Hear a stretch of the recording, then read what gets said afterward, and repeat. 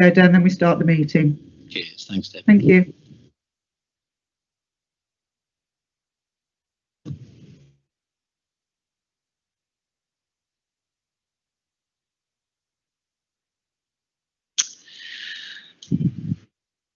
Good evening, everyone. Welcome to this meeting of the Children's Services and Education Scrutiny Board. My name is Councillor Liam Priest and I'll be chairing the meeting.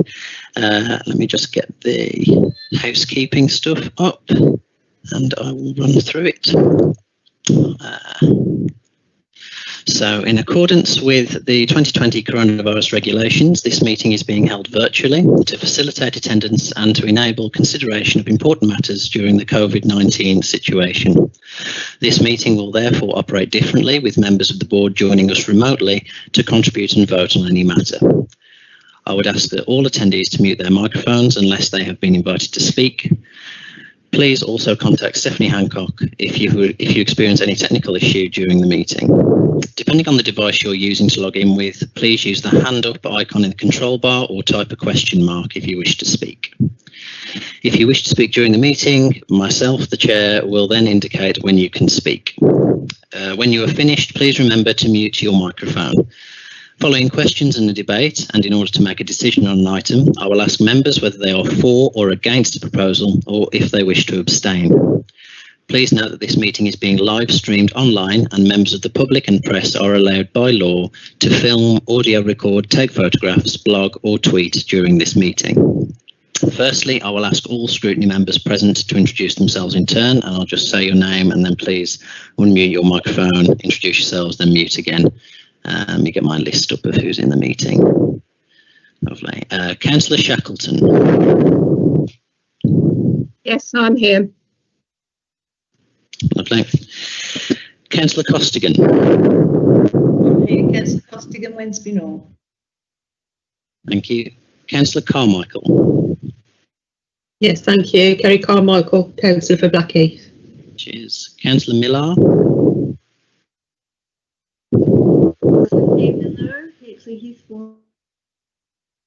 Lovely, thanks, Kate. Councillor Ashman. Hello, I'm here. I'm Councillor for Tividale Ward. Thanks, Lorraine. Councillor McVitie. Hi there, Councillor Richard McVitie, Councillor for Newton. Thank you, Richard. And Councillor Hussain. I'm Hussain, Councillor for Sovereign Victoria Ward. Thank you, Councillor Hussain. Okay, on to the agenda.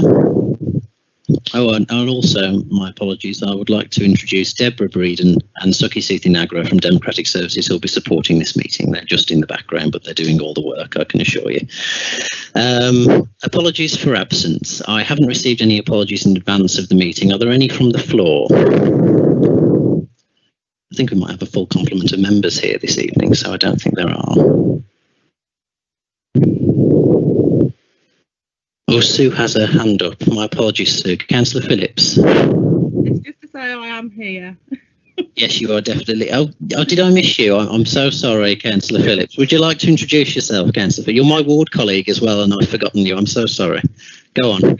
Charlie McBrown Vale. See, there's always one that I miss. Last time it was Councillor Hussain. This time it's you, Sue. I'm so sorry. Okay, back to the agenda. There are no apologies for absence and none tabled. So item number 2 are minutes. The minutes of the meeting held on the 20th of July 2020 are in your agenda pack. Are they approved? Yes, Chair. Okay, I've got a mover. Do I have a seconder?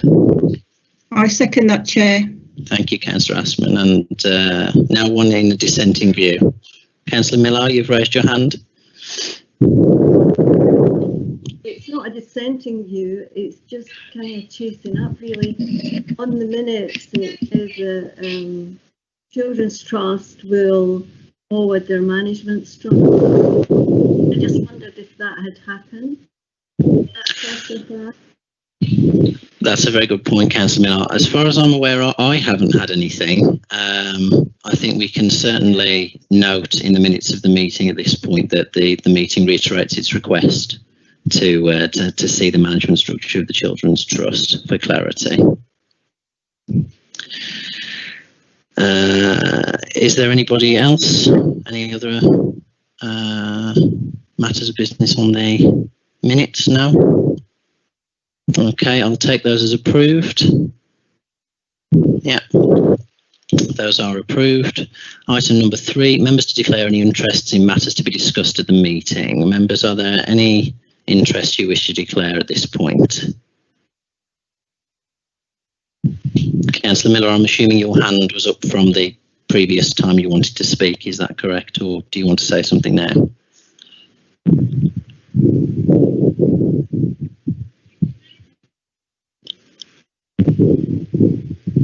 No, okay, nothing. Lovely. Agenda item 4, Chair's announcements. I'll make this easy for the minute takers. I have no announcements. So we'll move on to agenda item 5, reset and recovery update. The report and the presentation have been circulated, and Leslie Hagger, Chris Ward are presenting. So Leslie or Chris, whoever's going first, the floor is yours. Thank you, Councillor Priest. Can you hear me okay? Yes, we can, yeah. Great, thank you.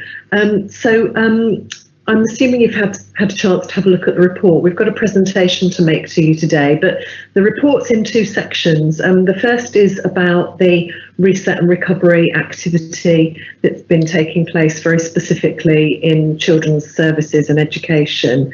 And then the second part of the report is about the broader community impact work that's been taking place across the council, and in particular how that community impact work is relevant to children and families. So I think if we could move straight on to the presentation, that would be really helpful. Thank you.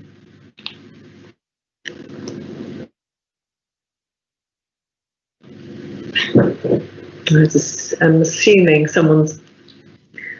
Chair, I'm just going to seek clarification from either Deb or Suki. Have you got the presentation, or shall I upload it myself? I think it'd be helpful if you could share your screen as well, or if someone could share their screen. I will do that, Chair. With me.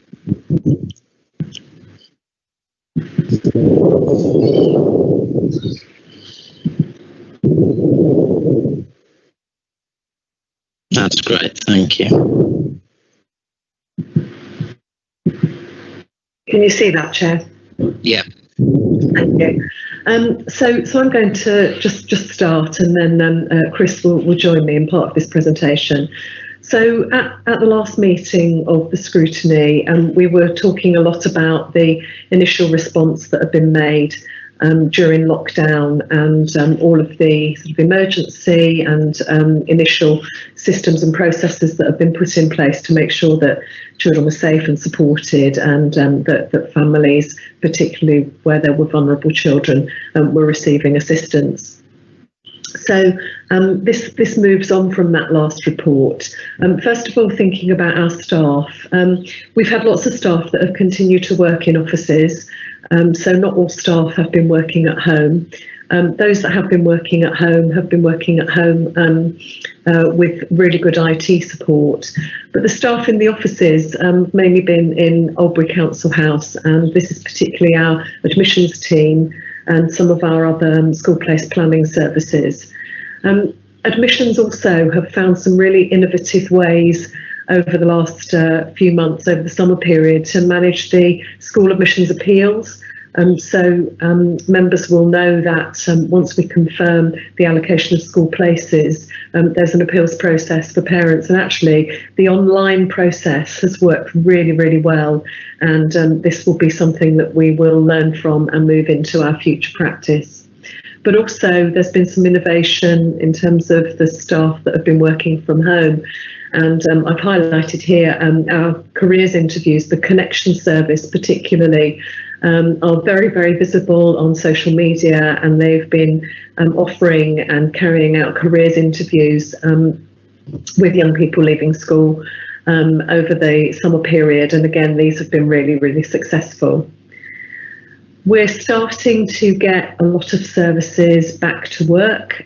We have a very formal process through the council, through the Reset and Recovery Board, where each service, when it wants to start reintroducing some of those services that are available directly to the public, have to go through a very rigorous risk assessment and review. And to date, the services that have been through that process have included our residential education services, although they've not been offering school trips, etc. But staff have been getting back into those buildings and getting the readiness there for those services to be offered. Our play services, which was really important for the summer period, offering lots of opportunities for children to continue to play, and lots of packs for families and other activities for children during the summer period. Our adult and family learning service, my apologies that you've got abbreviations in here, that the other presentation that's in your pack hasn't got these abbreviations in them. So adult and family learning services and connection services similarly are starting to offer some face-to-face work, but also lots of virtual and online activities as well. Our inclusive learning services, so supporting very vulnerable children, children with special educational needs and disabilities, have needed to go through the reset and recovery process, because obviously lots of our own staff need to get into schools and support those pupils and support schools, and also the associated transport for children and young people with special educational needs and disability have been through the reset and recovery board process as well. Our safeguarding services and our attendance and prosecution services, obviously we've not gone through a prosecution process for some time, and we don't intend to.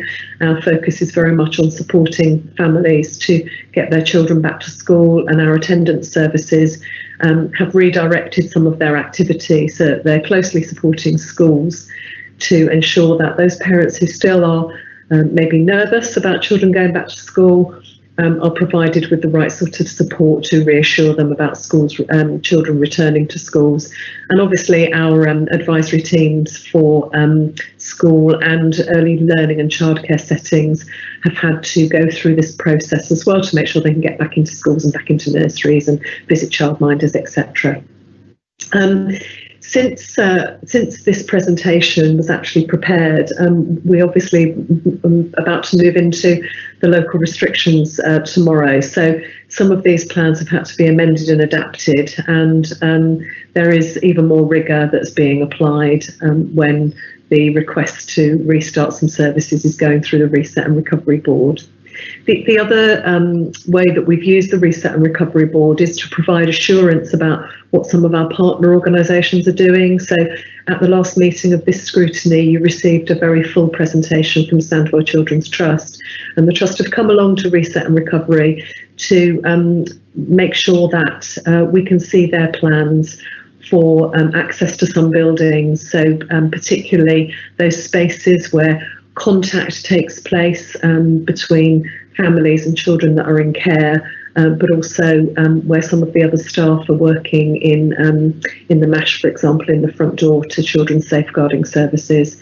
And also our children's centre services provided by Action for Children and Murray Hall have also brought their plans through our reset and recovery process so that we can have assurance about what's taking place. Chris, shall I just pass across to you for a moment? Okay, hopefully you can hear me. I think the key here is that since the start of term, schools are expecting all the services and that we would normally put out for schools to be available and ready. So making them available and ready means a lot of changes to the way in which we work. A lot of our service members do have to visit schools, as you'd expect, to see children and work with them. So we've had to make sure that the reset and recovery plans that we've talked about cover off the health and safety requirements around that, so that we can go in and work with schools and multiple schools across the course of the week. Clearly that's quite a logistical issue, but it works well at the moment, and all schools are working with us effectively. So all schools were opening in September. And we knew that initially that attendance was good in those schools. As they opened, they all phased the opening. They didn't have all the children in one go. And gradually as schools increased, what we saw initially was attendance was good. but there were increasing requests for home education. And I know it's an area Scrutiny have been looking at over the last few months, and we'll be coming back with more information about elective home education shortly. Now, the engagement with schools and academies during this period has been excellent. They've been talking to us on a daily basis about the issues they're facing, and it's meant that the frontline things that they're coming across and the challenges they have, we can talk to the DFE about directly, but they're following all the protocols they're meant to in terms of government guidance and trying to make sure that parents are following it as well when they're coming in and out of school to drop children off. And it is tricky for schools. They're trying to manage a situation that they've not been in before. And they're trying to manage it as successfully as possible. You all know at the moment there are a number of school closures because of cases of COVID that have appeared. And when they appear, schools will close down the bubble that a child or a case is in to make sure that the rest of the children can stay isolated and to ensure the spread of the disease is stopped. So we've got a number of cases we're dealing with on a daily basis, and obviously that changes every day.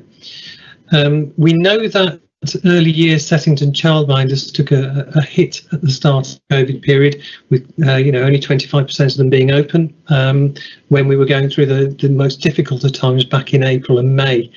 Those numbers of settings and childminders have increased, and in September we saw about 60% of them had opened, and more are opening during the course of this term as parents go back to work. So we're starting to see those come back online. And clearly the key for us is to make sure that we haven't lost too many. Financially, a few of them will have struggled severely during this period, and it's making sure they can get back on their feet and how we can support them to do it. So there's lots of early challenges that I've been talking about here. The number of positive cases obviously is increasing nationally. We're an area of intervention, we know, by the government, and we're at what's called Tier 1 for our schools, which means that all schools can remain open and children in secondary schools have to wear face coverings in communal areas. And to support children when they're not in school, all schools have to have some form of online offer or digital offer or work pack offer so that young people can carry on with their studies if they're having to self-isolate because of the case. In terms of transport, all that's up and running for our special needs pupils, and we've offered the ability for personal transport budgets for those parents who don't want to use the transport. So they do have a choice between the dedicated transport that we would offer and having funding to support themselves taking the child into school as well. At the moment, we've got a balance there that's going quite well, and parents are responding by either taking up a personal transport budget or taking up the dedicated transport. Clearly, for schools, there are lots of issues that are on their minds. How do we help children catch up? We're still waiting for an announcement from the government at the moment about how the funding is going to come to schools, what form that's going to take. We know it's about £80 per child. Schools are looking to spend this and start using it, and are planned for that. So they're just waiting for the announcements and the funding to arrive so they can start doing that. Their key at the moment in these first few weeks is to make sure that young people are okay. They're checking that their well-being is good and they're in a ready state to learn. And it's just settling young people into the learning experience again and a normal school day, which for some is quite a change after the last few months. We know that there's new personal social health and education requirements coming in that schools have to work to during the course of this year, and they'll be developing their plans to do that. And this is particularly important this year with what's been going on. Equally, pupil assessment is already exercising our school leaders. At the moment, they're thinking ahead, what's going to happen next summer? What we don't want is a repeat of what happened this summer with many changes to GCSEs, grading and announcements during the course of August. So we're asking the government to make a quick, rapid decision on what's happening with testing and examinations. Clearly, we're going to be living with COVID for some time, so we know disruption is going to be high this year. So it's one thing we keep raising with the DFE as well. Okay, over to you, Leslie. Thank you. At the start of lockdown, we brought together a group, a multi-agency group that became called the Vulnerable Children Group meeting, and it was meeting every day at one point and then 3 times a week, and it continues to meet. And this is where across our services and across agencies we're able to make sure that vulnerable children are identified and they're getting the type of support they might need. Interestingly, during the period now of children being back at school, our conversations have moved away from some of the practical things that we were providing before, really to issues such as, if a child is self-isolating because there is a positive case in their school and may have a lone parent, and that lone parent may have to get other children to school, what happens about the child that has to stay at home? So we're extending our conversations to try and find some solutions for those things to support families at the moment. We have about just under 700 shielded children in the borough. They are able to go back to school, but the local restrictions may bring some additional ministers' announcements which may require shielded people to, or previously shielded people to shield again. So we're just going through our plans to work through what that would mean for children who might find themselves in that situation and what support they might need. We've continued to provide detached youth work throughout the whole period since the very start of the pandemic. And this has been very useful for a number of reasons. First of all, before all children return to school, this was really vital work in terms of keeping in contact with young people, helping them to understand the restrictions and the lockdown measures, but also really helping them to talk about their feelings, some of their anxieties, and to try to get them into positive activities and a positive mindset. This work's continuing now, and as part of this work at the moment, we've introduced the Dr. Bike sessions, so encouraging young people to come along and learn how to fix up their bikes or to use different bits of different bikes to create their own bikes, so that they can start to get around more easily in a different way. The DFE originally had a scheme to provide laptops and then dongles for those young people that didn't have broadband access for vulnerable children. That scheme has extended now to be able to provide laptops and dongles to children who might be self-isolating, who aren't necessarily vulnerable but don't have access to IT equipment at home. So we have a whole process in place to enable those young people to be provided with IT equipment.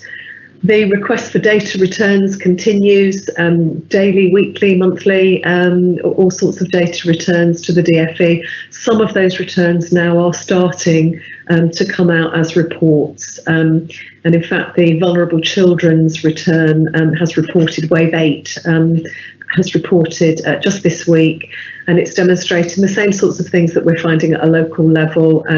Referrals into children's social care have been lower, but incidents of situations where young people may be vulnerable or at risk have been much more complex and have been exacerbated by lockdown, particularly incidents of domestic abuse.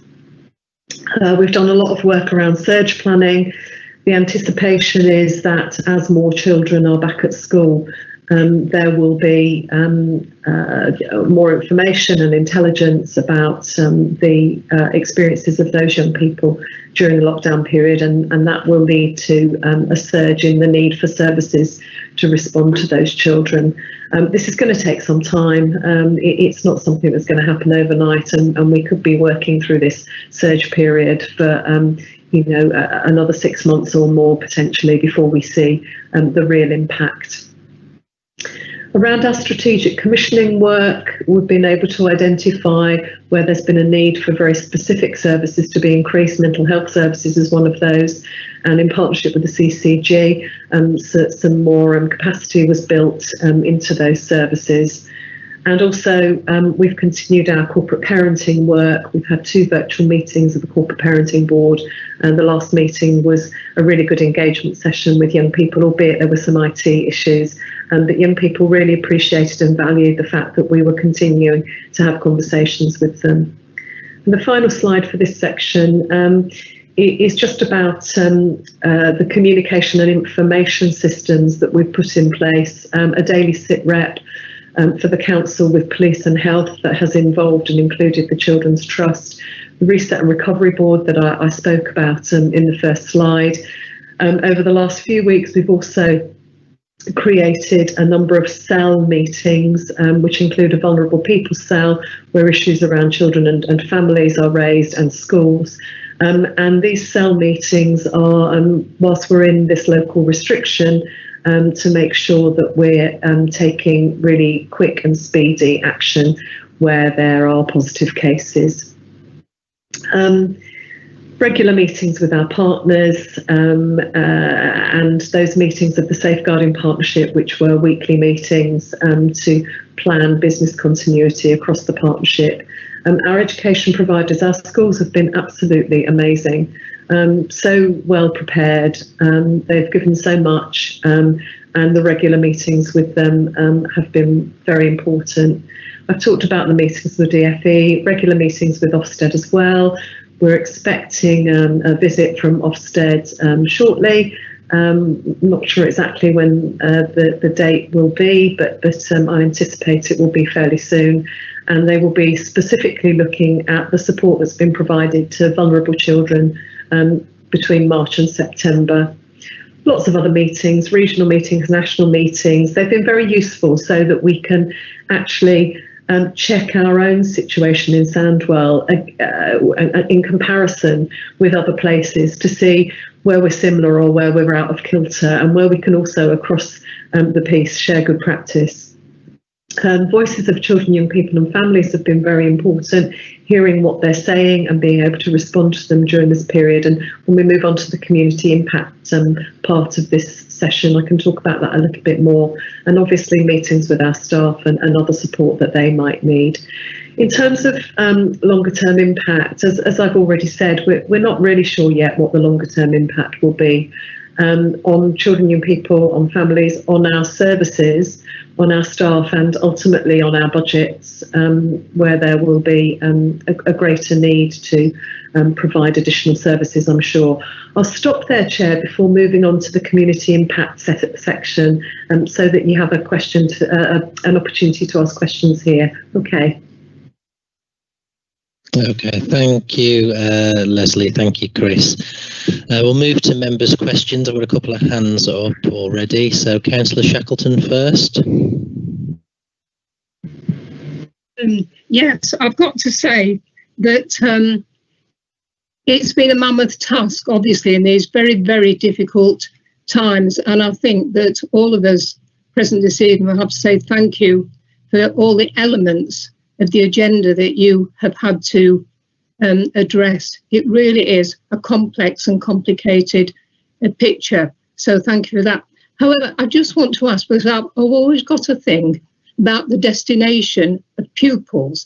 And of course, they all went through difficult times in the summer with the exam results or non-exam results, changing exam results. Did we get into university? Did we get into college?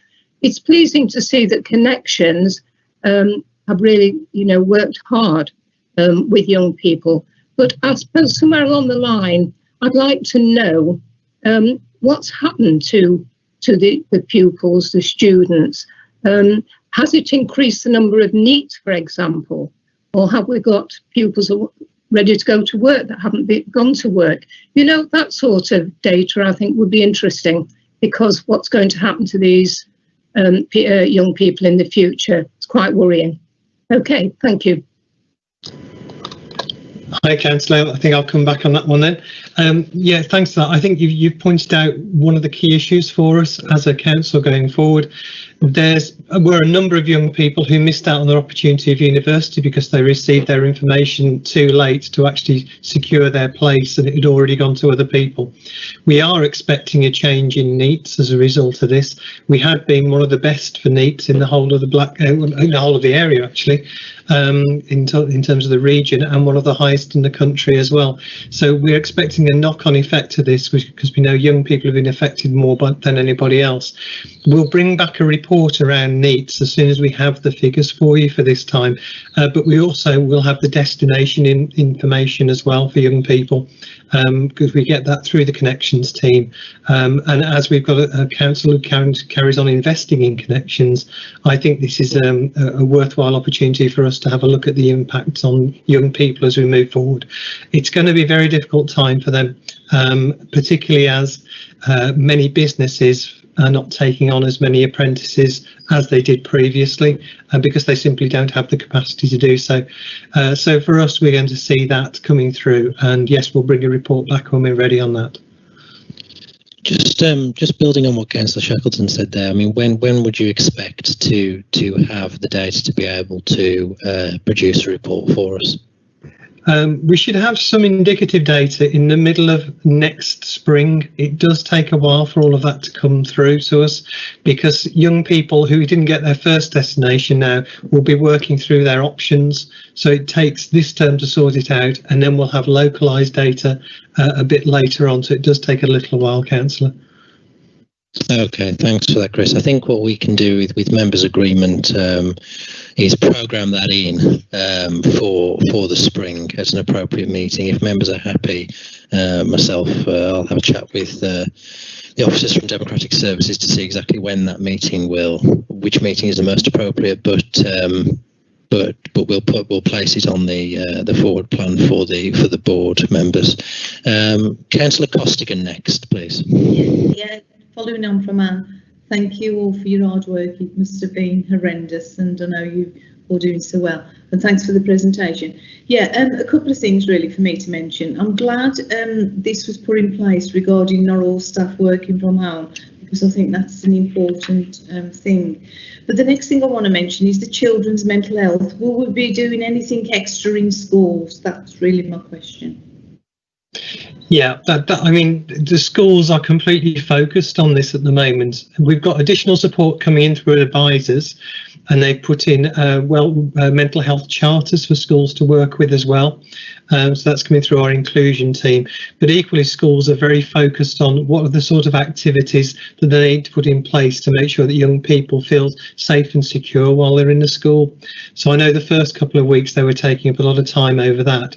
But equally, their assessment of young people isn't about their academic progress at the moment. It's about their state of mind and their readiness to actually start learning. So they are focused very strongly on that. Now, the majority of young people have gone straight back in as if nothing had happened. I mean, they're just delighted to be back in school and really excited about that. But there is a small proportion, as schools are flagging to us, who do need some additional support. So we're sending in additional educational psychology support to help where it's needed. And we're just asking schools in this first period of half term just to identify the young people. Let us work with them. It may be a family issue, and we need to work with the families as well. So pushing it out to other parts of our partner work and organisation. Thanks, Chris. Thank you, Chris. Councillor McVitie. Yeah, sorry, just 2 points from me. You mentioned about the attendance being good at school and obviously an increased level of children or families applying for homeschooling. But I just want to make sure how we know that children are being homeschooled, because I worry that some parents would think 14, 15, 16, we won't be chasing up, we won't be following up. And I would hate for children to fall through the gap. So I'd like to know how we know children are being homeschooled and how we bridge that gap, and actually how many people might sit in that middle area where they're not at school, they may not be homeschooled, but there are some nervousness between parents and families sending their children back to an education establishment. And my other question is, and once again on our staff, we'll probably have a high proportion because of their age, their underlying health condition, and they're from a BAME community. I wonder if we could find out more about the support we've got for our staff. There's a loads in for our children, our vulnerable children, but we've got vulnerable staff, and I'd really like to make sure we support them as much as we can. Thank you. Okay, if I start on the home education one, we're very keen to make sure that those who are being home educated are the right ones and they're getting the right support. we've put additional resource into the home education team that we have. It's only a small team, but it does talk to all the parents and involve them and invite them into discussions around how they're going to support their children at home. Now, the majority of parents, when they have that support, make a decision either way, whether they want to continue doing because they have the capacity or they feel the child should come back into school. So what we like to do is just engage with them, talk them through what they need, and then they can make a decision. Clearly, we can't force a parent to send their child back to school if they say they are electively home educating.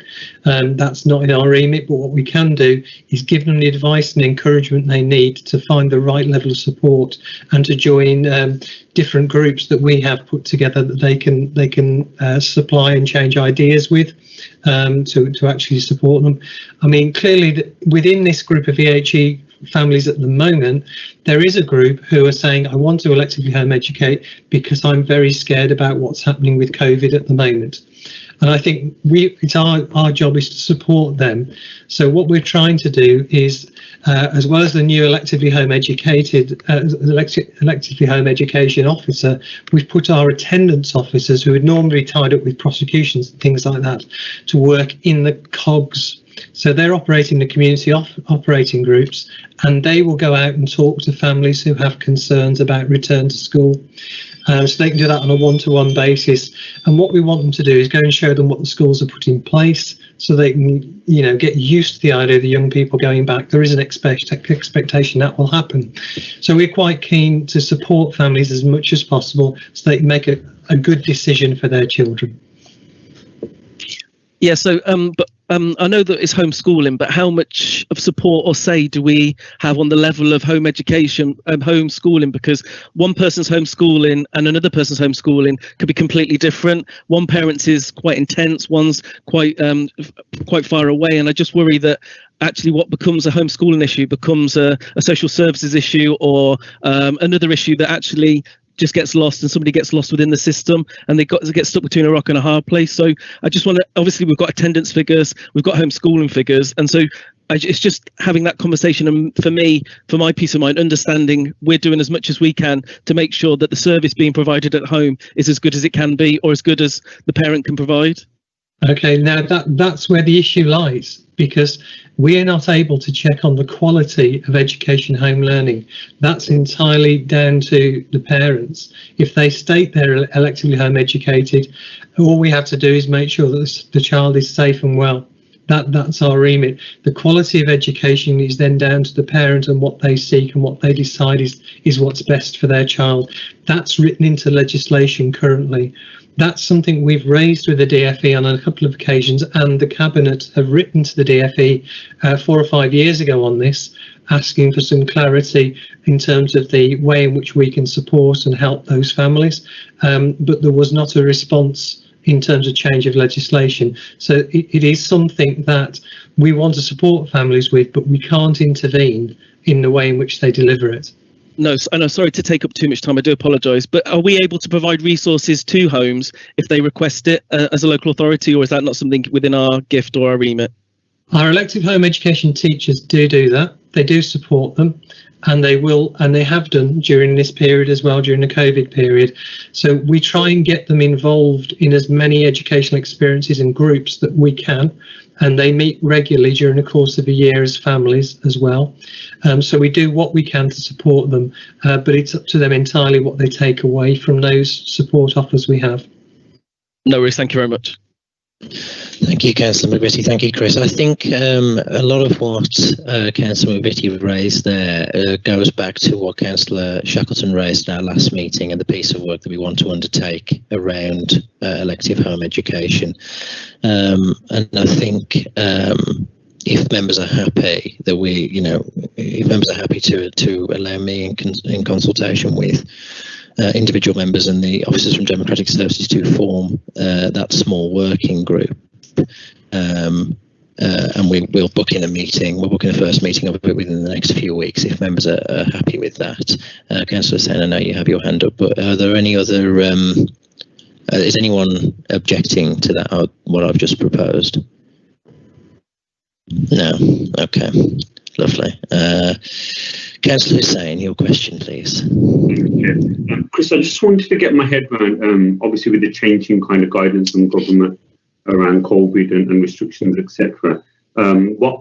What's the process for closing down schools now? Because I know there's been Holly Lights. Was it Holly Lights that shut down recently? So what are we doing to preempt them? You guys did an amazing job to get children back into school. I'm just looking ahead. There's going to be some more challenges there and schools closing, etc. I just want to make sure that everything's above board and we're doing everything possible to kind of preempt some of the kind of restrictions that are coming in. Yeah, there is a process that the schools will follow. In terms of schools like Holly Lodge, what will have happened is they will have initially been informed there'd been a COVID case that they have to respond to, and then they will have to ring Public Health England and a DFE hotline, which that goes through now, to get advice and guidance on what can happen. Now, if the person who's had COVID symptoms has been in school for a while with those symptoms, they have to track where all the contacts have been. So if test and trace works quickly, then you get a very fast result and you can find out who it is they've been in contact. In the case of some schools, it takes a little bit longer and the number of contacts increases on a daily basis as a result of that, which means you end up with a larger closure. Now, with a secondary school, obviously the bubbles are larger because the pupils move between classes and groups when they're having different lessons. So when a COVID case comes in, you're going to get a larger closure in a secondary school. When you get a full closure, it's because the contact had potentially been in contact with a high number of pupils or a high number of staff, and they had no other option but to follow that route.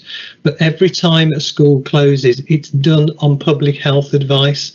And they will also ring our local public health as well and have secondary advice, which is in line with what's happening with our local restrictions. So the school will follow all that process through. Then they'll inform parents directly what classes are closed or which key stages are closed or whether the whole school is closed.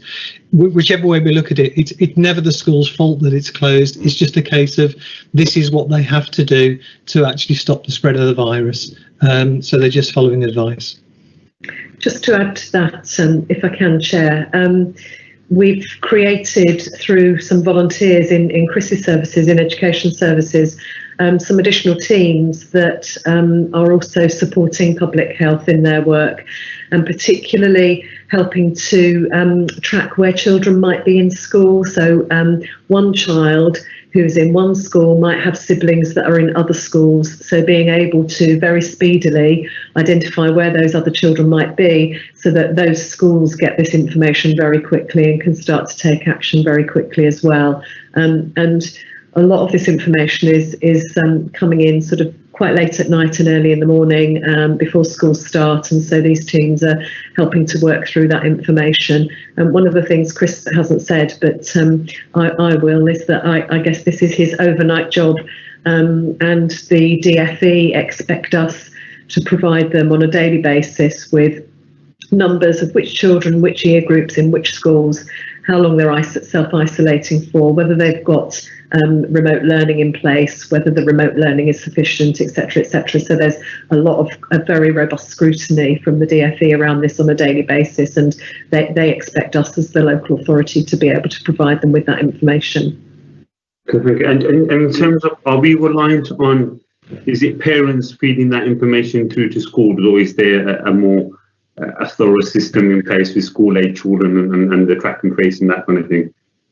Yeah, it works through both ways, actually. We get information from Public Health England, which will go to schools. We get track and trace information from contacts, and we also get parental information. So whichever we have, we don't mind. We just act upon what's the most important and way to respond to it, and we do it as quickly as we can. Thank you. Okay, thank you, Councillor Hussain. Thank you both. Councillor Carmichael's just popped her hand up. Councillor Carmichael? Yeah. It was just a quick question, really, to Chris. Do we have many parents who are not giving the children any education at all, like homeschooling or not sending them to school? Do you know? That's an interesting question. I think you'd have to say there will be some people who have said they are electively home educating children and they aren't actually doing that. and the proportion of those pupils receiving that sort of quality of education is very, very small. What our job is to help identify those young pupils who aren't getting support and to get them back into school if that's the most appropriate thing. But the vast majority of our elective home education parents who have been doing it for a while are electively home educating properly. And what we try and do is help those who are not doing that to get the young people back in. Right, okay, thank you. And Leslie, can I just ask you, you briefly brushed on youth work. I was just wondering what that was, to be honest. It was in one of your first slides. Yes, so detached youth work. So we've had teams of youth workers going out mainly into parks, but also doing street-based work in every town and other locations, not just the towns, around the whole borough every day since the, as I say, since the pandemic began. Talking to young people, they've been giving advice and support. Sometimes that's included taking other staff out with them from DECA to give substance misuse advice. Also talking to young people about their future, careers, options, getting them into sport and other sorts of positive activities. So doing all the sorts of things that a youth work conversation normally involves, but in a park or on the street corner. It's actually involved quite a lot of conversation with some parents as well, particularly when we were finding in the sort of early stages of lockdown, a lot of parents still going into parks and sort of lifting their smaller children over ropes that were roping off play equipment, but explaining to them why it was very important. And also a lot of our youth workers are multilingual and they could explain to families where they don't have English as a first language what the signs, etc. meant. So it's been very helpful. Okay, thank you. Thank you, Councillor Carmichael. I don't see any other hands up for this item. I do have a couple of points, a couple of questions to ask. First of all, Chris, you mentioned the personal transport budgets for children and their families to get to school.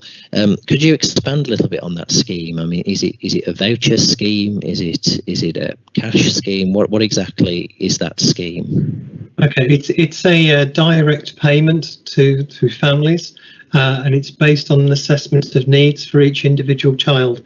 So you assess their needs, then we band them in terms of amounts eligible to claim for, and then we have a chart that demonstrates what that looks like.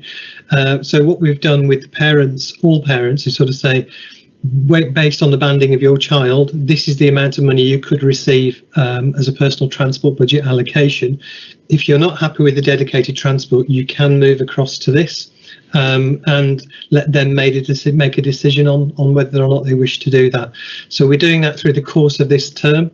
And we'll carry on doing this for the parents who feel that they'd like to use that option. I must say the parents who do use that option tend to like it because it puts them in control of their transport costs and gives them funding towards delivering that. So they can have friends and family normally to drive their child into school as a result of that, and they work together. Clearly in lockdown areas, it's a bit more tricky in terms of which people they can use to do this or not. It has to be someone within their bubble, but it can go towards their own transport costs if they are mobile in terms of having their own car and vehicle and transport. So it's a very effective way for them to use the money directly rather than having to wait for a coach or a bus to pick them up or a taxi. Right, okay, thank you. And is that funding that is provided for by an agency or a government, or is this something we're sourcing out of our existing budgets? Yeah, this is something we have to pay. It falls into our delegation as a council that we have to support families to come to school. So it's part of our budget lines that we have to deliver. Okay, thank you. My second question is a slightly more general one. My son started school at the end of last week, and it was he's taken to it very well. And I was, I've been impressed with that individual school's consideration of social distancing and things like that, and mitigating the risks. I did notice the school has, my child's school has asked parents to wear face coverings when on school premises, whether inside or outside. I know that Councillor Elizabeth Giles did raise that issue of face masks at the school gates in a different forum. I just wondered, is that something the council have advised council maintained schools or schools in the borough to ask parents to do, or is that something that this individual school has decided to do? This is something the individual school has decided to do, but we would recommend, actually, it makes sense to actually do that. So if schools are asking parents to do this in and around school, I don't think we'd have an issue with them doing that. Until it becomes statutory that parents or adults have to wear face masks in the open air to pick up their children, then obviously we couldn't insist that schools do that. But I think it's a very sensible idea when there are a lot of people congregating in an area at the same time. Okay, brilliant, thank you. And my final question is around what happens when a bubble in a school is sent home to self-isolate. Are the school legally obliged to provide alternative education, i.e. online learning and online lessons? Is that the case? Yeah, they have to supply remote education. For some, it will be online learning. It will be internet-based lessons. It could be recorded material, and it could be work packs. As long as the children are able to do the work and give it back and correspond with the school around their work, so that they get a teacher's input into it. That's really what they're looking for as a government, to do that. Now, the schools that are really tuning into this are able to do lessons literally online or recorded lessons 2 or 3 times a day for those young people. Others, depending on whether their technology is developed to and also what technology the learners have themselves at home, you have to get that balance. To support this, the government are starting to roll out a programme where vulnerable and children in deprived areas will be given a laptop to assist them with their learning at home. So once a school closes, they become eligible to pick up these laptops. So the government are promising a turnaround of 48 hours from the moment a school closes to delivery of laptops. Now, that's quite a challenging timeline, and we're going to see if that works, but we'll wait and see. Now, a school will get a certain allocation. It certainly won't be enough for every child. It'll be an allocation based on what they think the children will need, and then we'll distribute them from that point after they've received them. Okay, thank you. And just building on from that, I mean, this kind of feeds into what Councillor McVitie was saying around home learning. If we're having teachers recording lessons, for if their class has to isolate for 2 weeks, have we ever considered the possibility of offering a package to homeschooling parents of recorded lessons recorded by Sandwell teachers in Sandwell schools to assist them in their home learning? Like, you could have half a term of English lessons that are recorded and could be played. The parent could play them to the child and learn alongside them. Have we ever considered that as a potential tool or extra bit of support we could give homeschooling parents? I think that's a good question. There certainly wasn't the material out there before the COVID outbreak started, but what's happened over the last 6 months is schools have built up a bank of these materials, and we have a couple of coordinators working in the council who are advisors, who will supply information between schools and to the elective home educated team as well, so they can pull into it. Equally, there are some national resources that are being made available doing exactly that through what's called the Oak Academy. And those are available to all schools right now, and they're using it. And also families can tune into those. So it's not necessarily we just have to create things. There's a lot of stuff now that's out there, and it'll be a case of flagging things up to parents as well. But I take your point. It's very good sometimes for young people to hear people from their area teaching them in their normal, tones that you'd expect to hear. And I think there's a lot of value in that, rather than somebody from a different part of the country. So we think there's a fair amount of resource that will be available very shortly as a result. Yeah, I mean, it might be something that we drill down into more in the working group kind of work, but I think perhaps one of the few positives to come out of COVID and how it's changed all our lives is perhaps that now we do have a kind of greater resilience for things like remote learning and remote working in general. Okay, Leslie, do you want to move on to the impact side? Yes, Yeah. and it might pick up Councillor McVitie's question about staff as well.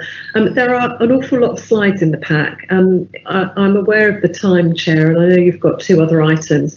So perhaps rather than going through all of the slides, if I just say a few general things and maybe move to questions, if that's acceptable. Yeah, that's fine. Great. So one of the things that the council has been doing is across every single service area in every directorate, bringing staff together to capture intelligence about a whole range of things, grouped into 3 areas, about the impact on our staff, about the economic impact on the borough, and about the community impact on the borough. Obviously, the economic impact is important for children's services, and all of our work around employment and skills and NEAT, as we were discussing earlier, is part of that. But I'm just flagging up the work of the community impact working group today, and I've been leading that piece of work with Alan Caddick. So we've looked at national evidence, we've looked at all of that information, as I say, from our own services. We've had the town member workshops for those of you that were involved in those. We've taken lots of neighbourhood data. We've had some surveys with local people. SCVO have conducted a major survey. We did a survey with young people, and we've pulled all of that information together to try to get a sense of what the direct impacts of COVID might be on our local area. Some key things are coming out. First of all, the impact on mental health and well-being. So mental health and personal relationships have deteriorated across the borough. And that ranges from people feeling very isolated through to people feeling very penned in, particularly lots of examples of families with very little space, in high-rise flats, no outdoor space with very young children, where the frustrations and difficulties have been really hard felt by them. One of the other issues for us has been around housing and the impact of poor housing across the borough. Although we know that poor quality housing is a priority for us, we've found that around 12% of families have got no access to a garden at all. And we're using all of this information to try to think about how we reshape our services moving forward. And that's going to be really important, where we're working with partners around house building, or where we're developing parks and open spaces as well. One of the other areas linked to housing has been that during the period of lockdown, obviously, that there was a hold on evictions, and there was a lot of additional support put in place for homeless people to make sure that they had somewhere to live. And obviously, with the lifting of those restrictions, we're expecting things to worsen. And obviously, that's got to be something that we've got some services planned to respond to. We've also seen an increase in what we're calling unhealthy behaviours, so increased alcohol misuse, decreased physical activity, increases in obesity, and obviously all of the things that exacerbates in terms of people's underlying health conditions. The other area for priority from our findings has been around food insecurity and financial hardship linked to food. Particularly, again, for families where there's been very little food or very little good food available. During the lockdown period with our food hub work, it was possible to address some of those issues, but trying to get into a sustainable response to continue to provide good food for people is something that we really need some better plans around. And then one of the other things that we found that's been particularly difficult has been around digital exclusion. So lots of services going online, lots of people who haven't got access, and particularly when community spaces and resources, libraries, etc., haven't been open, it's been very difficult for people to access the sorts of services that have been made available online, difficult to access them online. So what we found generally is that we haven't found out anything new about the community and people's lives in the borough, but we do know that COVID has exposed and exacerbated those long-standing inequalities that exist in the borough, and we need to use this as an opportunity to really refocus our work and address those particular issues. There have been some positives as well. Obviously, the increased civic participation, lots of people volunteering, lots of people helping each other, and that impact on social cohesion has been really positive. The decrease in car journeys, for a period of time, really helped with reducing air pollution, and that's better for people's health. And we're really pushing now this increase around cycling and maybe improving the canal tow paths, etc., for walking. But those positives can quite easily be outweighed by some of these significant difficulties, as I say, around mental health, around food insecurity, around digital exclusion, those social stresses, neighbourhood stresses, and I've already mentioned the significant increase in domestic abuse, and then the hidden harm that will be found.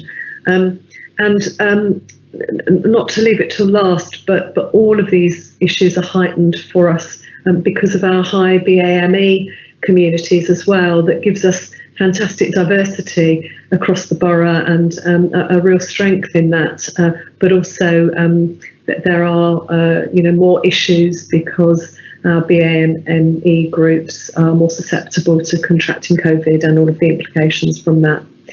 So there'll be a report to the Cabinet this week about the 3 areas of impact, so staff, economic impact and community impact.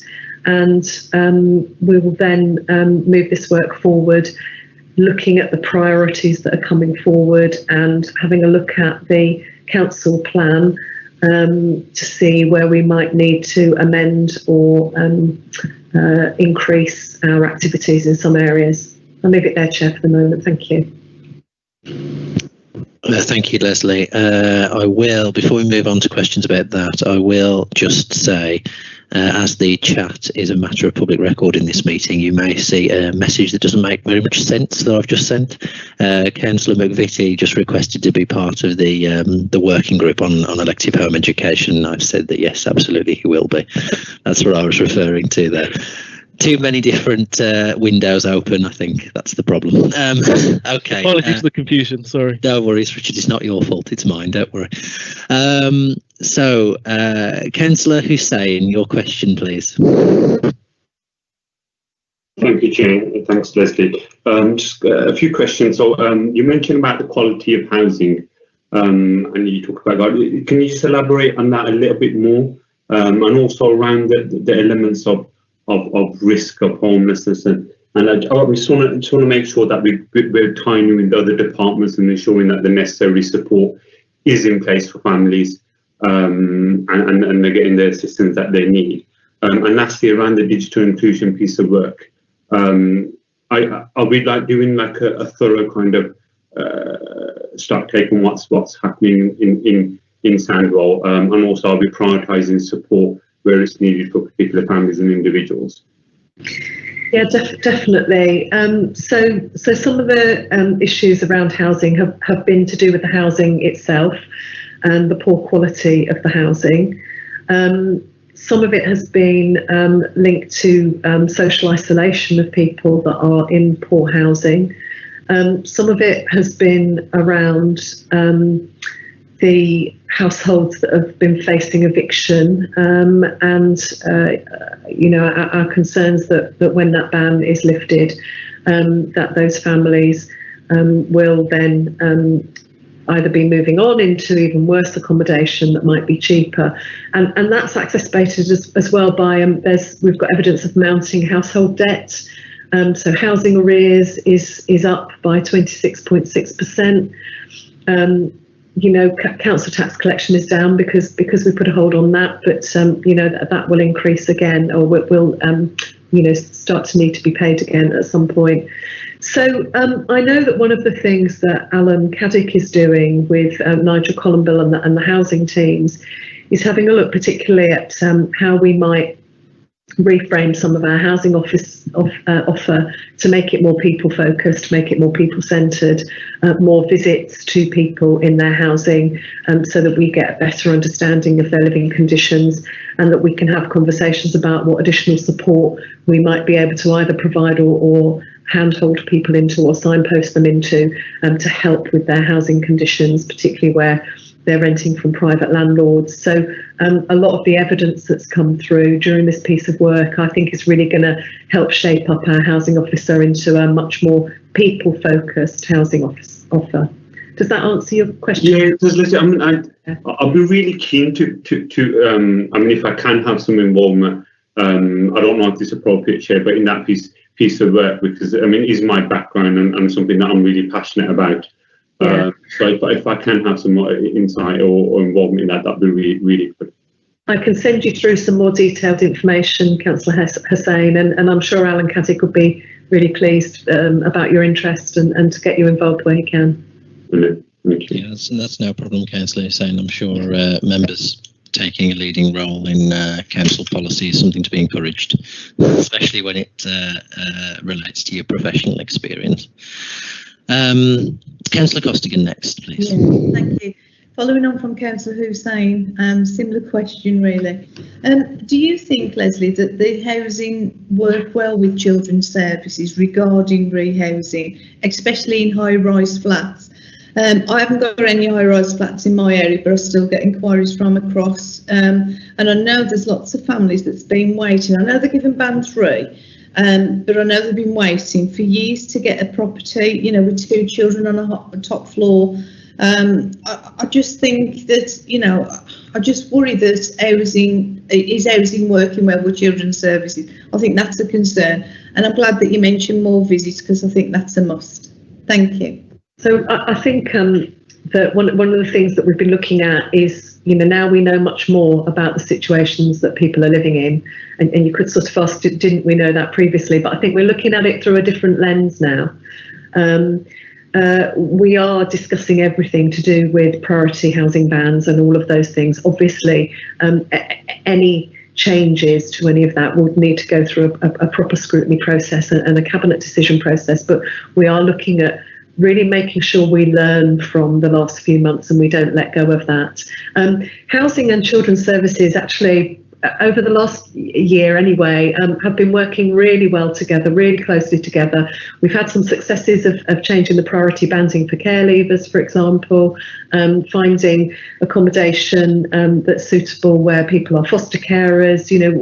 There's been a lot of work around this. And also, I lead the ACEs piece of work, the Adverse Childhood Experiences piece of work, around being trauma informed, and our housing officers, our housing staff, have done all the training and have told me how they've now got a much more trauma-informed approach to their work, which I think has definitely impacted some of those conversations and decisions that have been made. So I've seen a real improvement, but now it can move even further, I think. Thank you, Leslie. Okay, thank you. I am mindful of time. I've got 2 more hands up here from members, so I am going to probably call it a day on this item at the end of those 2 questions. Councillor McVitie first, please. Sorry, this will be quite a short one, I hope. After going through the report you've just provided, it got me thinking about the Green Recovery Fund, where there's £40 million that I've let Alison Knight know about, that actually we could be applying for at Stanwell Council, but to feed into some of the problems and some of the issues you've raised in the report. And I just wondered if that's been mentioned. It'd be great to see an application from Stanwell to have an impact on our green economy, have a positive impact on our residents. And that's something that's quite a quick turnaround, but actually could be the starting point of what we're talking about in some of the towns funds that's been released. The information's today, but it will have a rolling effect and have a positive impact on children and families within the local area. Yes, Councillor McVitie, I know that Tammy Stokes with our public health colleagues are on the case, absolutely. So thank you for raising that. Thank you very much. Thank you. Thank you, Councillor McVitie. Councillor Millar. Hiya. I'd just like to kind of register my interest in working if there is a subgroup on housing, because most of my inquiries are around housing, homelessness, the single parents, a lot of women. So I'm really interested in that because I'm dealing with it. I'm afraid I couldn't hear any of that. I don't know if it's just me. Yeah, I think you're very quiet, Councillor Millar. I don't know if you want to speak up slightly or move a little bit closer to the microphone. Sorry. Sorry about that. I'm on. Can you hear that better? Yes, that's better. Yeah. Thank you. I'm just really interested in housing, because a lot of my inquiries are around housing, homelessness, and helping people find justice, really. And I'd be really interested in working on policy and and a lot of my past work was in housing as well. So I have a real interest in people in housing. Fantastic, thank you. And again, I'll make sure that Alan Caddick is aware of that, Councillor Miller, and can reach out to you to involve you in things. Okay, thank you. Brilliant. Okay. I don't see any other members' hands up. I've still got Councillor Costigan and Councillor McVitie's hands up. Is that just from the... Yes, there we are. They've gone now. Okay. So if I just try to wrestle with all my windows again to get the recommendations up. There are no further questions, are there, members? I'll just give everyone one last opportunity. No, okay, lovely. Let's have a look at the recommendations. So there are two recommendations attached to this report. The first is simply to receive the presentation and then to consider the findings, which I believe we have. I don't think it's necessary to take a roll call vote unless anyone from Democratic Services wants to correct me on that. But is anyone in favour of adopting those two recommendations as laid out? I'll move them. Do I have a seconder? Yeah, I'll second it. Lovely. Is anyone objecting to that? Anyone wish to object to it or abstain? No, I'm not seeing any hands going once, going twice. It's gone. Okay, lovely. That item is dealt with. I will now move back to the agenda. Agenda item 6 is the Sandwell Sufficiency Report. I've had to rehearse saying that today. And the item is with Chris. Chris, the floor is yours. Okay, I'll do a quick introduction. I've got two members of staff here, two officers who know this inside out. That's Sarah Baber and Sally Dowie, who I'll hand over to in a moment.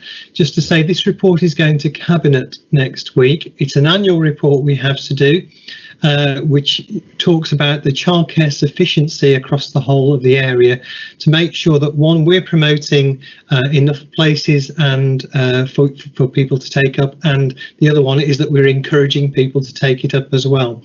At the end of every report, which breaks down the whole region bit by bit so you can see where the strengths and weaknesses lie in our provision, there are 7 recommendations that will go to Cabinet for the areas that we need to focus on for the coming year to make sure we have enough places. Clearly this year has been a very tough one with COVID, and the implications for our sector have been great as a result. So I'm going to hand over right now to Sarah and Sally just to talk through the main headlines of the report for you. Good evening, everybody. I'm Sarah Baber. I'm the Early Years Manager. I just want to give you a little bit of background, really. The Childcare Sufficiency Report looks a bit different this year, as it has done in the past. There are several reasons for that, not least COVID, but also a lot of the council systems that we rely on to get our data have obviously been working on other issues.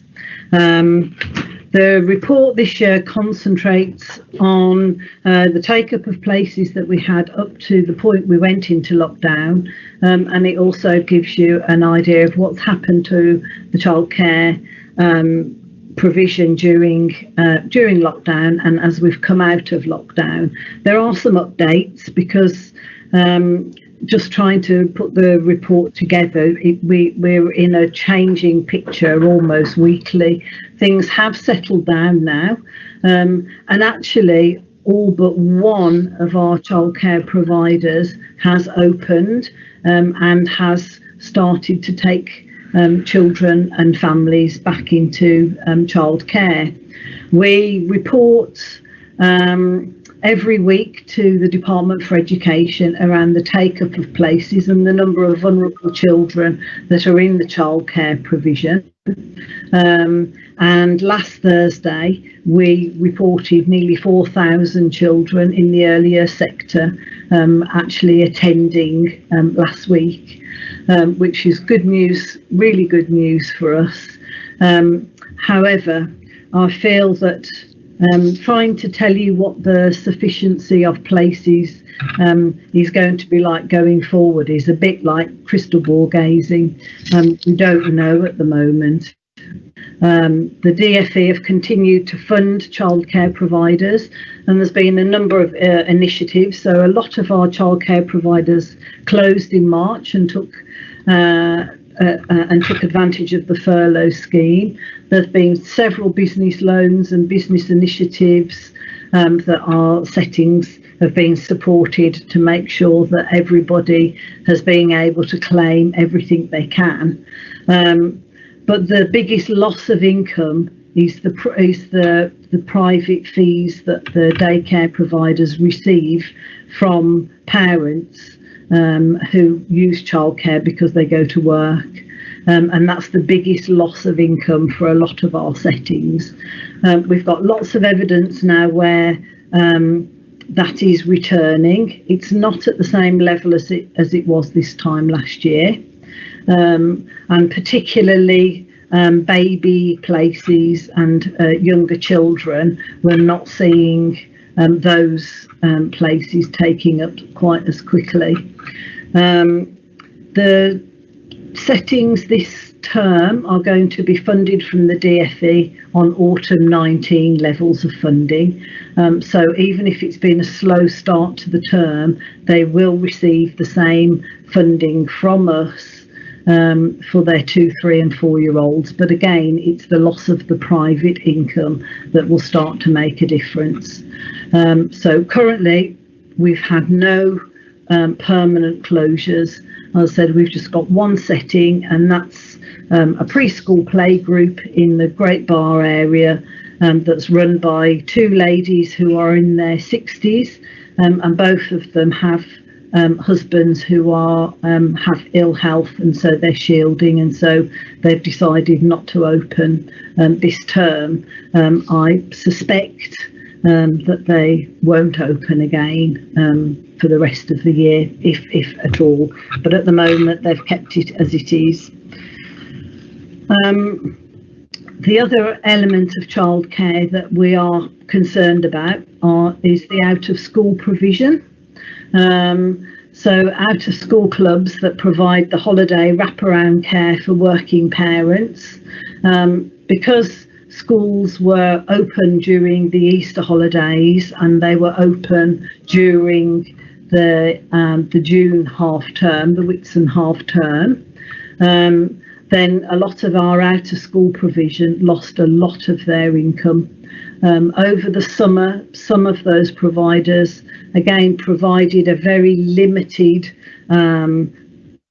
provision over the summer holidays, and that was because of reduced numbers. But going forward, it's the out-of-school clubs that we're really going to have to work with. The biggest focus for our work currently in terms of making sure that our childcare remains sustainable, and therefore that we have enough sufficient childcare in Sandwell, is a lot more business support for them.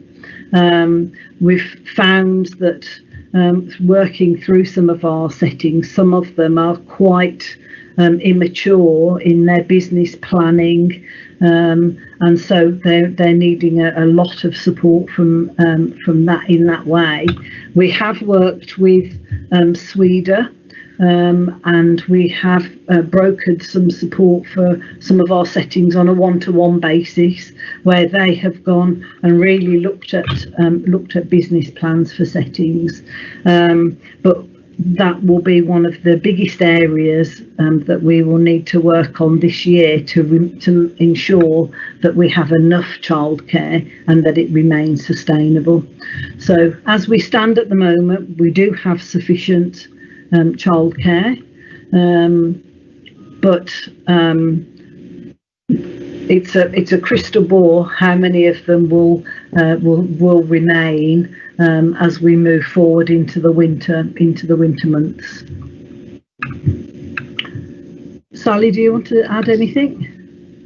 No, I think that's pretty much it. The data was harder to find. The public health data wasn't available, so we were just dealing with what we already knew, and we used a baseline which we were going to continue with each month. We sort of take another snapshot of where we're at, and that's where the recommendations come from, just basically from working with that snapshot.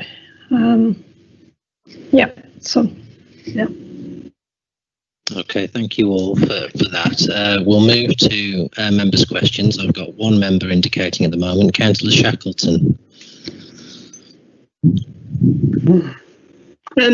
Thank you for that report. Anyway, I just had a glance at the tables that were provided, and it was interesting to look at the availability of the different types of childcare in the different towns. And I was just thinking, is there a correlation between people, in employment and the different types of childcare that are available? And secondly, I just want to mention, I made a note. Oh yes, wraparound care. How do academies respond to this, or are we just referring to our community schools? I'm not too sure, so if somebody can throw a bit of light on that one. Thank you. Okay. Wraparound care, I think we look at all schools the same. Academies have wraparound care, as do the maintained schools, and all schools have to follow the same guidance.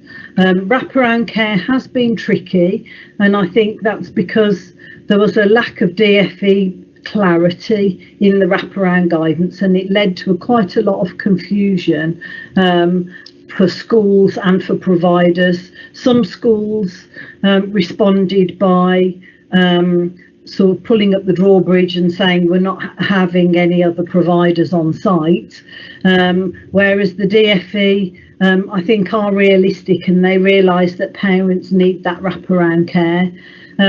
We have worked, the Family Information Service team have childcare brokers, and so we are able, if parents contact us and they've had issues with wraparound care, we've been able to work with individual families to help them find provision that's suitable to them. But it is very tricky, and when you start thinking about the numbers of bubbles that children are in, and the wraparound care, and I think the wraparound care on school sites is probably best because you're cutting down the number of bubbles that children are actually accessing.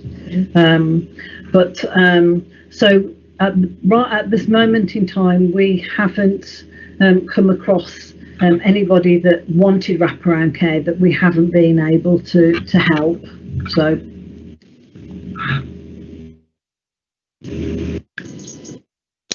Thank you, Councillor Shackleton. Councillor McVitie, your question, please. Thanks very much. It's a bit of a personal one. Obviously, I think previous report at last year's scrutiny and this year's is that Newton was undersubscribed for its 30-hour offer. And I think we discussed at the last meeting, it was a communication issue, people not knowing the offer was out there. It's hard to try and track people.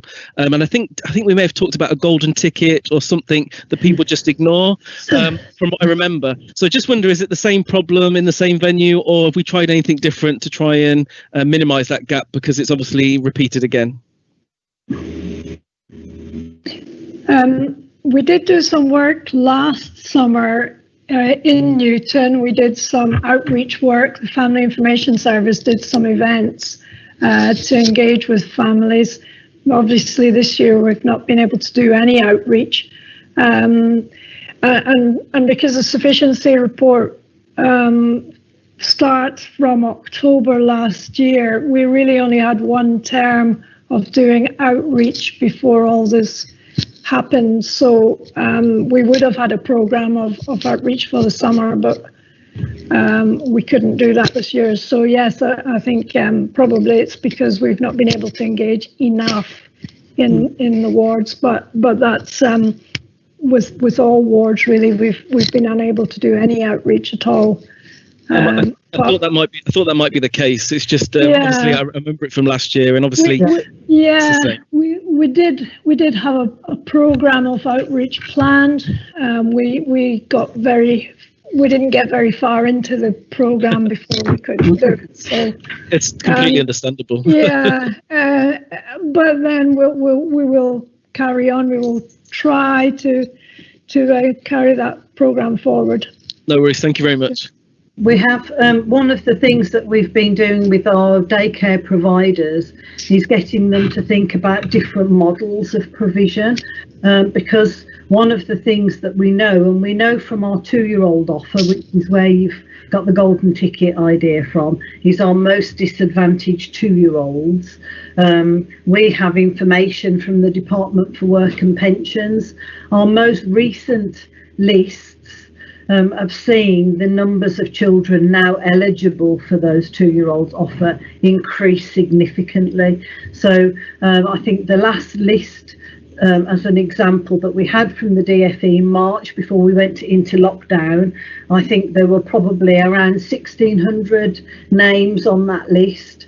The last list that we received and the mail shot that we've done was 2,200, and that's because we're seeing an increase now in families who are losing their jobs, who are now meeting the economic criteria for the 2-year-old offer. So for our daycare settings, what we have to do is get them to refocus of where are the needs of the parents in that local area, and they do vary. So some of the 30-hour offer is just for parents who both work, and I think we're going to see a decrease in the 30-hour offer but an increase in the 2-year-old offer.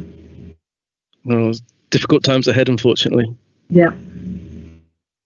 Okay, thank you. I don't see any more members indicating that they wish to speak. So in the absence of any more questions, we'll move to the recommendations in the report. I couldn't see a covering report on CMIS for this. Someone correct me if I'm wrong, that the details recommendations for us as a committee. But I assume, and I'll move, that we receive the report. Is that seconded? Chair? Yes, Deb, sorry. Yep. Can I just ask, are there any specific comments that the Scrutiny Board want to pass to Cabinet as a pre-decision item? It can be fed through to the consideration next week at Cabinet. Yes, members, is there anything specifically you want to make sure Cabinet notes before it takes its decision at its meeting? No. Councillor McVitie, your hand is up. Is it still up, or do you want to? Oh, there we are. Okay. No. Okay. I'll move that we receive the report as it is. Then, is that seconded? Yeah, second. Oh, there's about 4 seconders there. That's good. You second, thirded, and fourthed it. So I'll assume that everyone is okay with that. Does anyone wish to raise an objection or vote against that or abstain? No. Okay, that report is approved as it is. Now we'll move back to the agenda. Item number 7 is the Youth Facilities Review Executive Response. I've got Leslie and possibly Councillor Underhill here. I can't see Councillor Underhill in the meeting. So Leslie, this is with you. Yep. Yeah, that's fine, Chair. Thank you. This is the response from Councillor Underhill to the report that Scrutiny developed and that went to the Cabinet meeting for approval. So I'm really pleased to be able to go through some of these things with you because, you know, in spite of the difficulties of the last 6 months, a number of things have been able to be progressed. So if I just go straight to the recommendations that the Scrutiny Board made and the comments, so the table on page 82 onwards. So one of the first recommendations was about improved communication, so that there was one place that young people could go to see all of the things that are available to them across the borough. The Youth Service have worked with voluntary community sector organisations and other organisations towards an agreement where the Just Youth website will now be the single platform where young people can go to find everything they need. There's a new section on the site that enables not just the youth service activities, but all the activities taking place in the borough to be included, a calendar that sets out where they are, when they are, and there's a link, a sort of magic IT link. I'm not sure how the feed actually works, but all of the information on Discover Sandwell, all of the information on Sandwell Family Life, and all of the information on our own Family Information Service are also automatically there. So that's really good progress. And we've created a young apprentice role to keep this website up to date, engage with young people, make sure that it's presented in a way that they would want to see and access, and also then to publicise it, particularly using social media, but also going out and talking to groups of young people where that's safe to do so at the moment, and also to talk to organisations to make sure that they're getting all of their information onto the site as well. So that's been, there's been a lot of traction around that, and it's really good to see that moving forward. In terms of the sort of activities themselves, when you look at the site at the moment, there probably aren't the range of activities that you would normally expect to see because things can't happen at the moment. But in the meantime, the site's also been publicising all of the online activities and events. And they've been really, really popular, and again, the use of social media to publicise those events on the website have been really well received. So that seems to be moving forward with a lot of success. In terms of the Youth Symposium, the planning was in place to work towards a youth symposium. I think at the moment it's very difficult for us to know how to progress this. We do have some particular issues in that whilst professionally we use Teams and Skype, young people don't use Teams and Skype, and the sites that they do use, Zoom and other such sites, council's policy doesn't allow us to use those sites or access those sites from council devices, and so we will, I think, either have to find some more inventive ways to try and make a symposium happen, or think about the timing of this, and maybe it's not a spring 2021 activity, but it might be a real activity later next year. I think with this one we just have to wait and see. The second recommendation was around young people's spaces. We have progressed some bids through the town fund process for mobile provision. Unfortunately, I don't think that proposal has gone through to the final stage, but we're also in discussion around the potential use of the Central Council Community Infrastructure Levy to fund a new bus. And actually, over this last period of time, having this on the road would have been very helpful. One of the bids that has been successful through to the final decision-making stage, is the development of West Medic Park as a youth hub. So it's a proposal led by the Albion Foundation, but lots of partners involved, including the council. And that would create a whole range of different sorts of spaces for young people, using the park as the hub, involving sports, alternative education activities, and lots of youth work in that space. And during the last 6 months, the engagement with young people in West Medic Park has been really heightened, and young people that currently go to the park a lot are really, really keen to see this development happen there. We were in the middle also of discussions with Sandwell Leisure Trust about Tipton Sports Academy and Portway, offering more sort of drop-in youth club type activities. Obviously, that's had to stop for the time being until we get back to normal operation again, but that was progressing quite well, so I'm quite hopeful about that. Similarly, in terms of the use of our libraries and other council buildings, we're just waiting at the moment until we get back to some sort of sense of normal operation where young people can come together again. Young people have been involved in more consultation about the Towns Fund work, and they're also, I'll come to this in the section later down, are opportunities for the Conagry Centre to develop it as another hub in the borough. So whilst this is a really important recommendation, and young people were clearly telling us that dry and Wi-Fi was what they wanted, being inside with each other hasn't been possible. And as I mentioned earlier, that detached youth work has been really, really important. The third recommendation about better access to facilities and activities across the borough, including facilities and activities with young people with special educational needs, but not very much has taken place around this particular recommendation at the moment.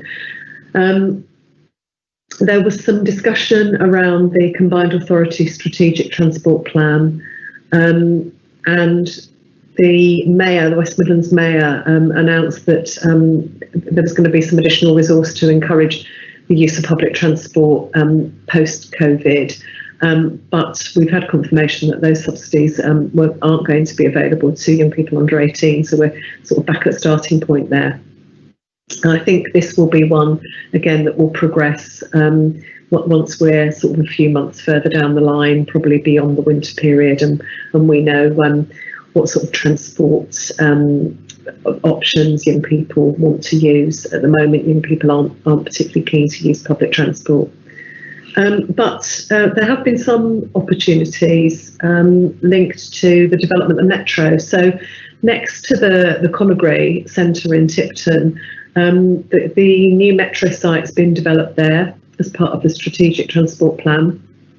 And what this will mean is that young people will be able to use the metro to travel across the borough more, to travel to the Conagry Centre. And if we were thinking about the development of a hub space there, the issue you might remember in the engagement with young people was that they couldn't get there. So this might be the potential, and it may be that we can consider a scheme to help to compensate the costs of that travel.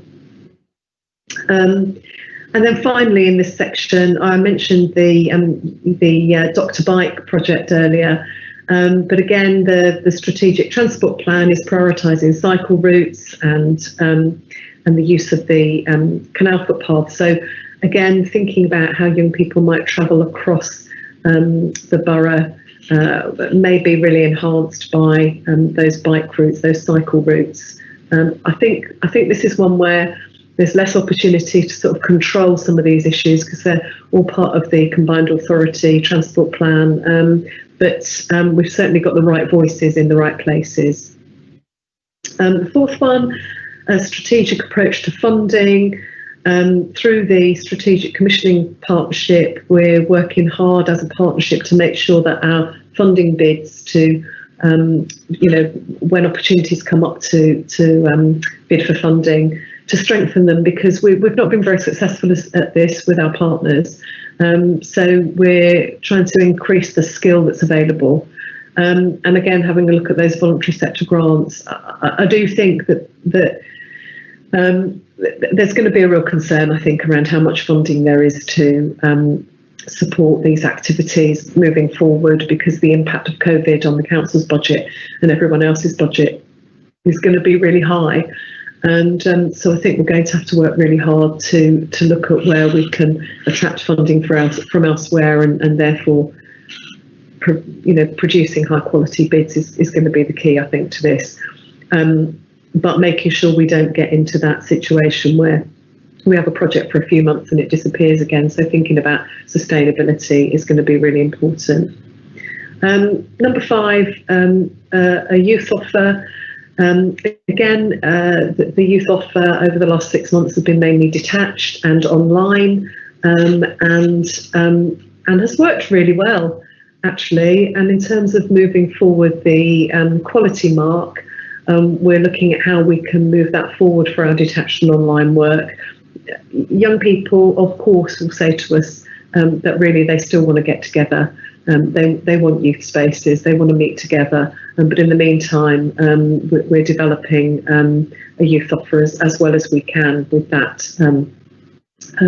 street-based work, park-based work, and online sort of virtual spaces. Number 6, again, we're back to budget here, but I think as we work through the reset and recovery process and look at the corporate plan, the impact of COVID on young people has been really substantial, not just around their mental health, but their education particularly, and enabling young people to catch up, to become more confident again with their studies, to be ambitious, to think about their future. I am hopeful will be a significant priority for the corporate plan moving forward.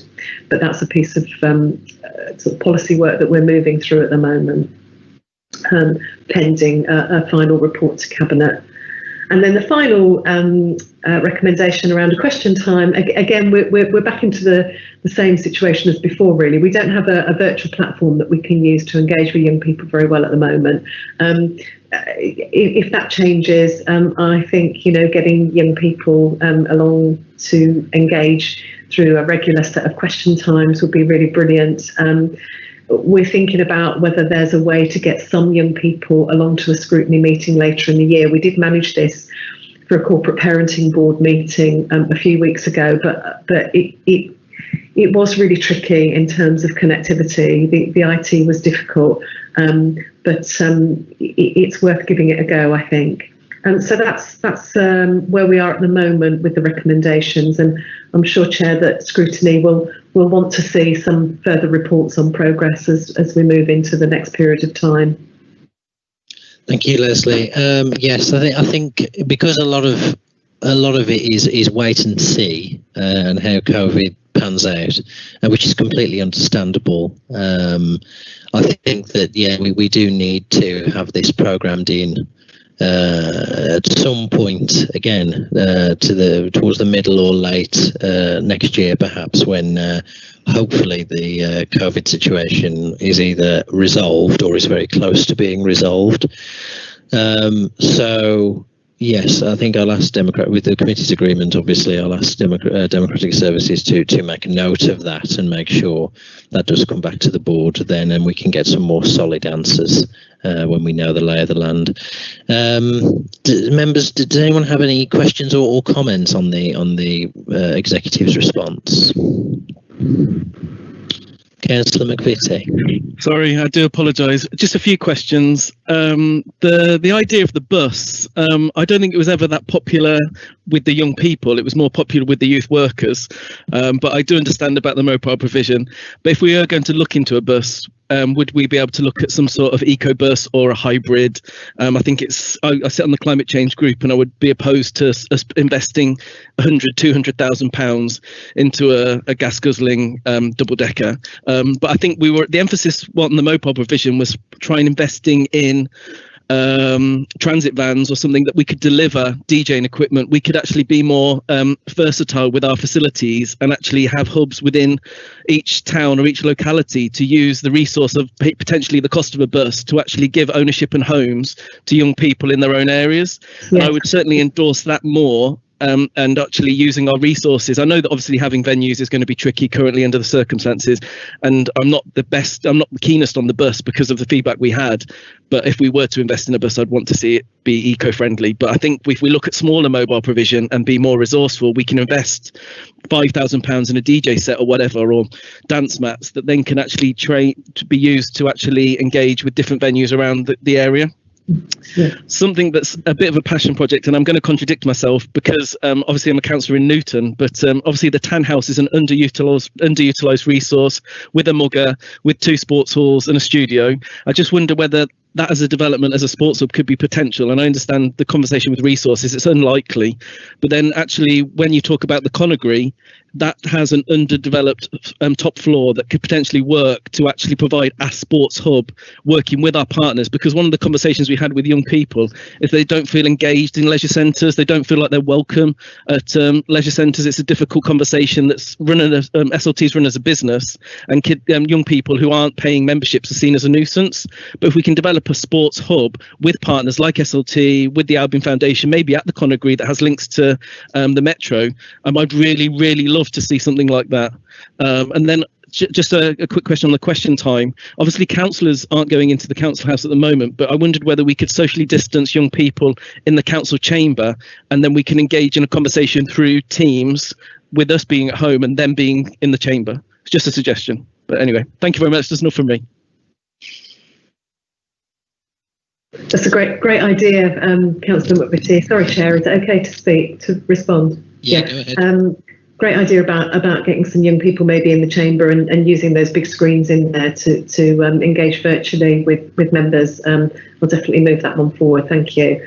And yeah, when I use the phrase youth bus, actually, that's so helpful, your feedback, because I need to change the way that report's written, because it did mean, you know, smaller transit van type buses, as opposed to the big double decker thing. So yeah, I'll make sure that I'm clear about that in the future. Thank you. No. Thank you very much. Thank you. Great. I mean, something that stuck out for me in the report that I was pleased to see there in the response was the utilisation of the Towns Fund and the infrastructure levy money. Particularly with the infrastructure levy money, we've historically underutilised it. So I think it would be something that would be very positive to perhaps plug some of the funding gaps. We will see, I mean, especially in the capital programme, you know, we have not much of a capital programme for youth services. Mm. So if we can use the community infrastructure levy for that, that's certainly something that's very positive. Councillor Shackleton has raised a hand. I'm going to be quick because I see time's moving on. But quite some time ago, I did put forward the recommendation that we had some form of transit type vehicles, because I was always envious of what Conagry could offer, and we didn't have that anywhere else in the borough. Mm-hmm. For example, I attended many of their drama presentations, particularly how they engaged with people with learning disabilities, physical disabilities. And I said, well, people from Raleigh Regis never got the opportunity. And I know they did put buses on at one stage to take people across to Conagry, because we've got to realise that every provision cannot offer every specialism. So I think the idea of transit buses is a good one. Although years ago we did have a lot of engagement with the big bus, but things change and we have to move with the times. Thank you. Yeah, absolutely. Thank you, Councillor Shackleton. Leslie, do you have anything else to add, or to what Councillor Shackleton's just said? Or no. Well, only that you know, using those sort of more transit van type the buses to get resources out to places is really important. It increases access, and then being able to take young people to spaces where they might have some more special provision is all part of the plan, I think. Yeah, okay. Councillor Miller has just raised her hand. Councillor Miller. I just want to say it's really good to see some of this progressing. I feel as though there's some movement being made. And I mean, I've been late coming into this, but it's, it's quite cheering. Hopefully we can move it further. Yeah, I just wanted to say that, that's all. Thank you.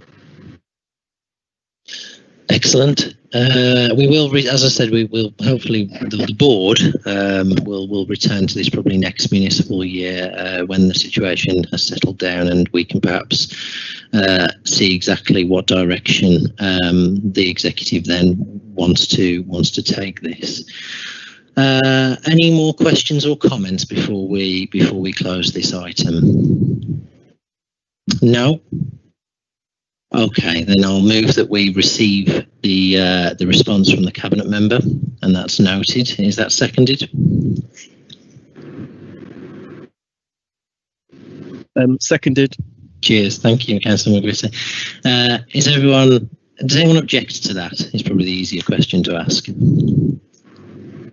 No. Anyone wish to abstain? No. Okay, well that is approved. So that brings us now to the end of the meeting. The date of the next meeting is the 16th of November. It'll be pitch black outside, no doubt. And a bit more depressing and cold and wet, but never mind. Thank you all for your attendance this evening, and I hope you have a wonderful evening. Goodbye. Yeah, thank you very much. Bye. Bye. Thank you. Bye.